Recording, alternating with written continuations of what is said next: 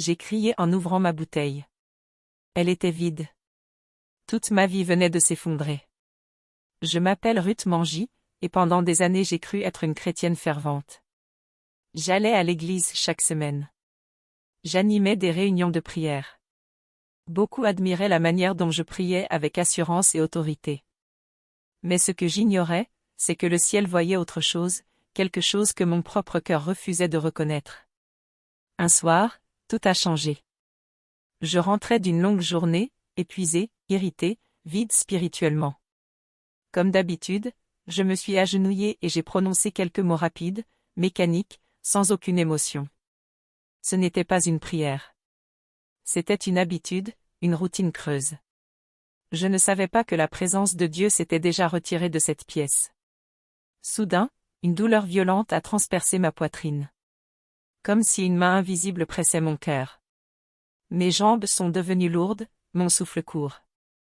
Je suis tombée au sol, tremblante, incapable d'appeler à l'aide. Dans ces derniers instants de conscience, j'ai entendu une voix douce, triste. Ta vie est en train d'être pesée. Les mots ont résonné au plus profond de moi. J'ai voulu répondre, mais ma bouche ne bougeait plus. Ma vision s'est brouillée. Tout autour de moi a commencé à disparaître. Les murs, le sol, tout s'effaçait. Puis, un silence total. Quand j'ai rouvert les yeux, je n'étais plus dans ma chambre. Je me tenais dans un lieu immense, lumineux, majestueux. Je ne savais pas où j'étais, mais je savais que ce n'était pas la terre. Une lumière dorée m'entourait, mais je me sentais exposé, comme si chaque pensée, chaque prière, chaque intention était dévoilée.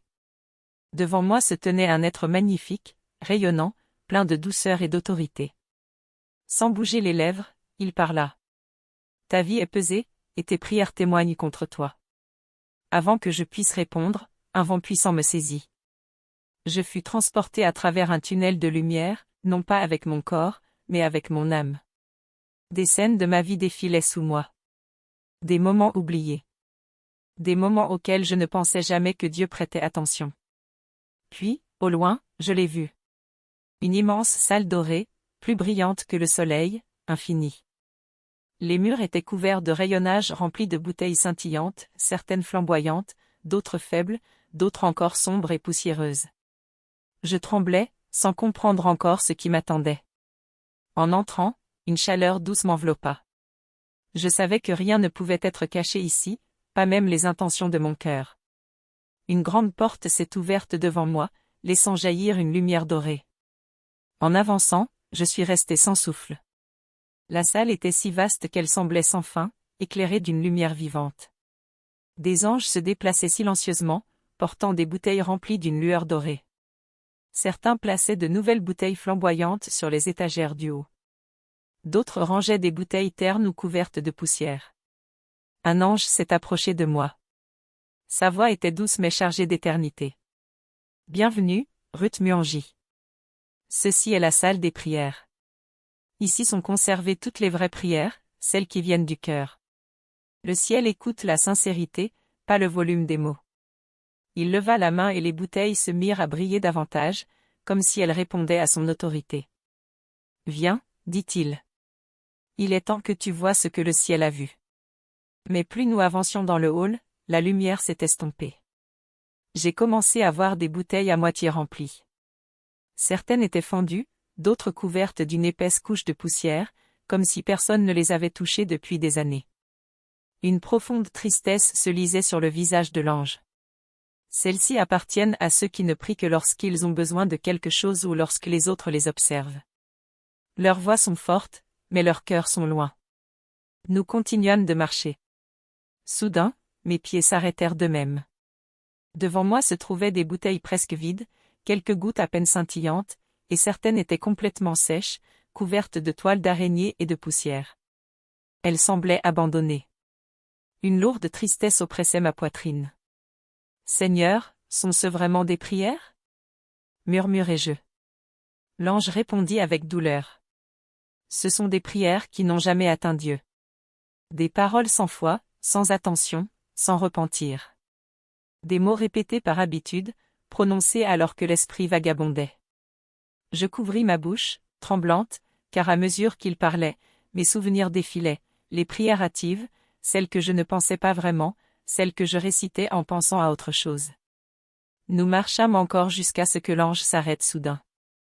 Il se tourna vers moi, ses yeux adoucis mais remplis de compassion et de tristesse. « Ruth, dit-il doucement, il est temps de voir ta bouteille. » Mon corps se figea. Mon cœur battait si fort que j'entendais l'écho dans le hall. Les larmes montaient, car je savais ce que j'allais trouver et j'en avais peur. L'ange m'emmena dans un coin plus sombre de la salle, loin des bouteilles lumineuses et débordantes que nous avions vues. L'air semblait lourd, comme si la lumière elle-même pleurait ici. Chaque pas semblait m'approcher d'un jugement. Enfin, il s'arrêta devant une étagère en or pur, froide au toucher. Il pointa une seule bouteille, posée en haut. Mon nom y était gravé, Ruth Mangy, écrit dans une écriture céleste délicate. Je ne pouvais plus bouger. Mes jambes tremblaient. Ma voix ne fut qu'un souffle. Est-ce la mienne? Le silence de l'ange confirma ma peur. Je déglutis difficilement et tendis la main. Au contact de la bouteille, un choc me traversa, pas une douleur physique, mais une prise de conscience écrasante de la vérité. Je la soulevai lentement. Mon cœur se brisa. À l'intérieur, seulement quelques gouttes. Pas un tiers, pas la moitié, même pas un quart, juste de minuscules gouttes représentant les rares prières sincères que j'avais réellement offertes. Mes genoux fléchirent, et je tombai au sol, serrant la bouteille contre moi comme si ma vie en dépendait. Non, non, non. Cela ne peut pas être la mienne. Criai-je. Je priais tous les jours. Je dirigeais les prières. J'enseignais aux autres à prier. L'ange s'agenouilla à côté de moi, sa voix douce mais ferme. Tu as prononcé beaucoup de prières, Ruth, mais très peu venaient de ton cœur.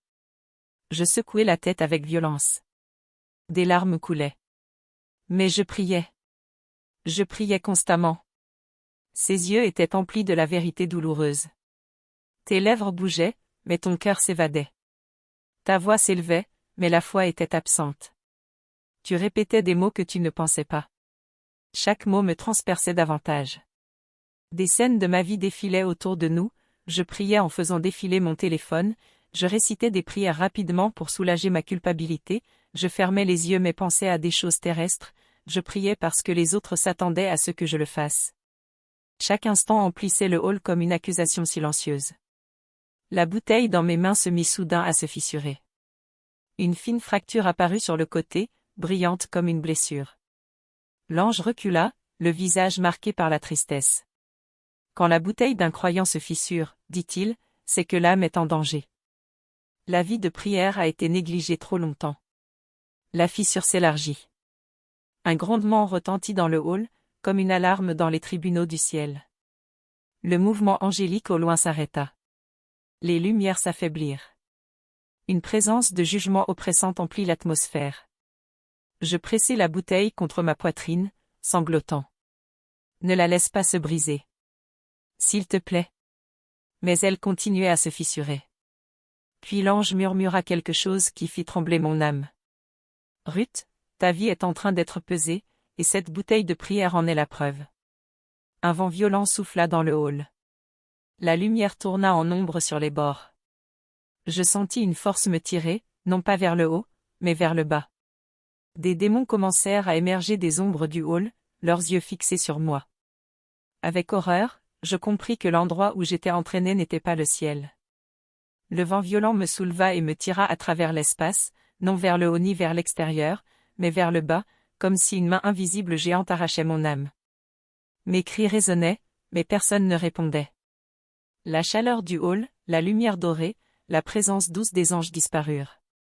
Je tombai dans les ténèbres, oppressantes comme une couverture étouffante. Pourtant, je voyais. Des ombres se mouvaient, chuchotant, se tordant et gémissant. Un son guttural de désespoir emplissait l'air, un bruit que je n'avais jamais imaginé, comme s'il déchirait l'âme elle-même. En descendant, je compris que j'entrais dans une section de l'au-delà réservée aux âmes dont la vie de prière était vide. Ceux qui avaient semblé fidèles extérieurement, mais dont le cœur était froid et vide. La première vision me figea. Des chaînes pendaient du plafond, enserrant les cous, bras et jambes de nombreuses âmes. Chacune était attachée à une bouteille, faiblement lumineuse, fissurée ou complètement sèche. La lumière révéla les noms gravés sur ces bouteilles, des noms familiers, de personnes que je connaissais et admirais, paraissant saintes en vie, toutes piégées par le vide de leurs prières. Un démon s'approcha, ses yeux brillants d'une cruauté réjouie. Il pointa une âme voisine. Regarde-les.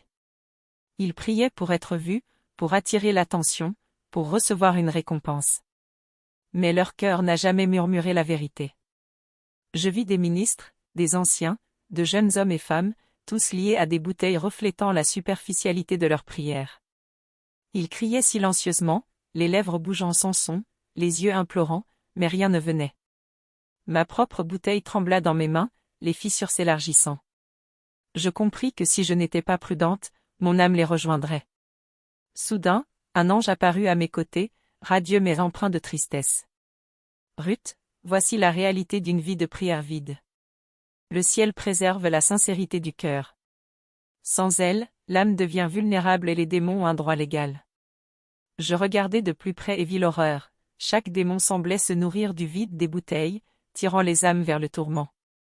Les cris des souffrants résonnaient dans mon esprit, et je ressentis une peur que je n'avais jamais connue. Les larmes coulaient sur mes joues. Seigneur, je ne savais pas. Je n'avais pas compris que mes prières étaient vides. Aie pitié. L'ange posa une main sur mon épaule, chaleureuse et réconfortante, mais lourde de vérité. La miséricorde est encore possible, Ruth, mais tu dois voir ce qu'il advient de ceux qui ignorent le cœur de la prière. Comprends avant qu'il ne soit trop tard. La scène changea légèrement. Je vis certaines âmes, attachées à des bouteilles fissurées, traîner plus profondément dans le feu. Leurs cris étaient silencieux, mais l'agonie brûlait dans mon esprit. Je compris que les ténèbres en bas n'étaient pas vides, elles représentaient le commencement du tourment éternel pour ceux dont les prières n'avaient aucune valeur devant Dieu. Je tombai à genoux, serrant ma bouteille fissurée, sanglotant. Mon cœur souffrait en réalisant la gravité de ma négligence envers ma propre vie de prière. L'ange murmura doucement mais avec urgence. Ruth, ce n'est qu'un aperçu. Tu dois voir les conséquences complètes des cœurs qui semblent justes mais sont vides. Prépare-toi, la prochaine vision te montrera le tourment des âmes sans prière en enfer lui-même. L'obscurité s'épaissit, les cris s'intensifièrent, et je sentis être entraîné plus profondément dans un lieu que nul humain ne pourrait imaginer. La chaleur était déjà palpable avant même que je la voie, une chaleur accablante, brûlante, qui semblait faire fondre l'air.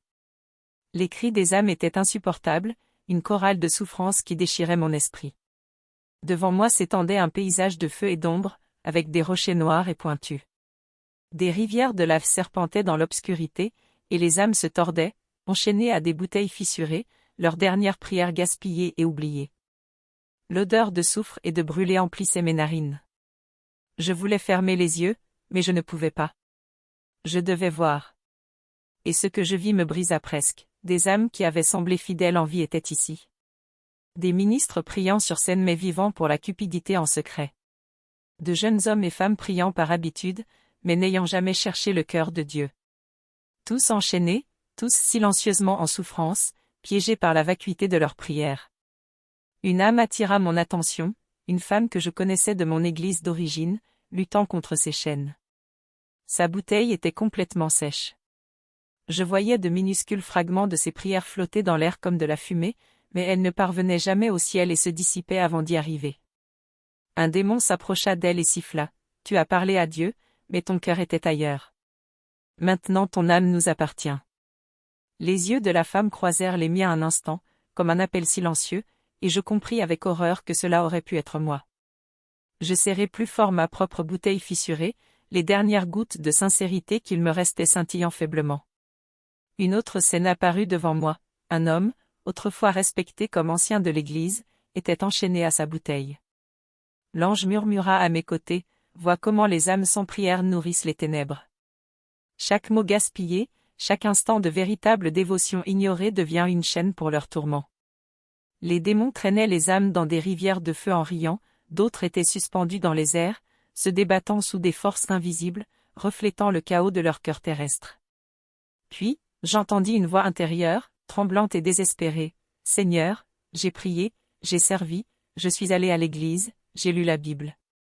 Les yeux de l'ange étaient remplis de tristesse. Ruth, tes lèvres bougeaient, mais ton cœur errait. Tes prières, bien que fréquentes, étaient superficielles. Le ciel reçoit la sincérité, pas le bruit. Le sol trembla sous mes pieds, le feu léchait mes pieds. Les yeux du démon se tournèrent vers moi, sentant la fragilité de ma bouteille. Les dernières gouttes de mes prières sincères semblèrent briller avec force, et je sentis une main invisible me protéger, m'empêchant de rejoindre ce chaos. L'ange murmura avec urgence, « Ruth, la miséricorde est encore possible pour toi, mais prends cet avertissement à cœur. » Beaucoup continueront à parler des prières comme une routine, pas comme un véritable mode de vie. Leurs bouteilles se fissureront et les ténèbres les réclameront. Je tombai à genoux, les larmes coulant, sanglotant entre peur et soulagement. Pour la première fois, je compris vraiment le poids d'une prière sincère. Ce ne sont pas les mots qui comptent, mais le cœur qui les porte. Le ciel enregistre la sincérité et l'enfer attend ceux qui négligent le cœur de la prière. Je sentis une force m'élever. Une chaleur me libéra du feu et de la fumée. La lumière, vraie et pure, remplit mon âme. Ma bouteille fissurée pulsait faiblement dans mes mains, ses dernières gouttes sincères brillant doucement. Je la serrai contre moi, en larmes. Peu à peu, le hall des bouteilles dorées disparut, remplacé par ma chambre. Mon corps était étendu au sol, immobile, le cœur battant la chamade. J'ouvris les yeux et la lumière du soleil inonda la pièce. Les sons du monde semblaient plus vivants, plus sacrés. Je m'agenouillai, tremblante, et priant pour la première fois avec sincérité, pas par habitude, pas pour impressionner, mais du fond de mon âme. Chaque regret, chaque appel à la miséricorde, chaque promesse de vivre fidèlement se déversa dans ma prière. Je sentis une chaleur et une présence m'affirmer, « Ruth, ton cœur est entendu. Va et raconte-le. Que le monde sache ce que le ciel voit et le coup des prières vides. » Je me levai, encore tremblante, mais le cœur en feu de vérité. Je savais ce que je devais faire, vivre une vie de communion sincère avec Dieu, prier de tout mon cœur et avertir les autres du danger que j'avais frôlé. À vous qui regardez ce témoignage, je vous en prie, vérifiez votre bouteille. Est-elle remplie de prières sincères ou seulement de mots? Priez avec authenticité. Ne laissez pas les gestes remplacer la véritable dévotion. Ne laissez pas une tragédie vous révéler la réalité de l'enfer. Je ne prononce pas ces mots à la légère. J'ai vu les conséquences de la négligence, le tourment des âmes qui ne prient pas, l'horreur des bouteilles fissurées et asséchées. J'ai marché dans cette obscurité. J'ai vu ce qu'il advient des cœurs qui s'éloignent de Dieu. Et je suis revenu avec un message, priez avec votre âme. Remplissez votre bouteille. Car chaque prière vide est un pas de plus vers le feu. Ma vie ne sera jamais la même. Mon cœur ne sera jamais le même. Et je prie pour que le vôtre ne soit jamais le même non plus.